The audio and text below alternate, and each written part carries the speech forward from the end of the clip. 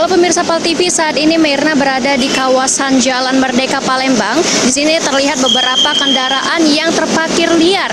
Untuk mengetahui informasi kondisi terkini, ikutin saya.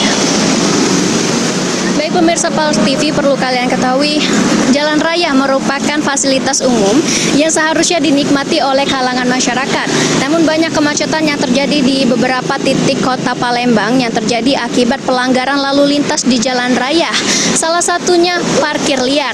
Tepat di belakang saya ada beberapa kendaraan baik itu roda 4 maupun roda 2 terparkir liar di sepanjang Jalan Merdeka Kota Palembang. Tepatnya di sepanjang Pasar 26 Ilir hingga di depan kantor Badan Pengelolaan Pajak Daerah.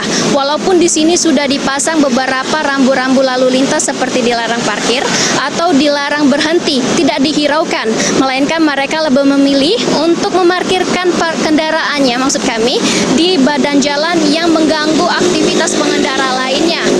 Diharapkan juga kepada pemerintah atau instansi terkait untuk membantu menertibkan parkiran liar seperti ini. Tak hanya itu, dimulai dari kesadaran diri kita sendiri untuk tertib berlalu lintas demi keamanan dan kenyamanan bersama. Mirna Sugiarti Putri, Mardiansyah melaporkan.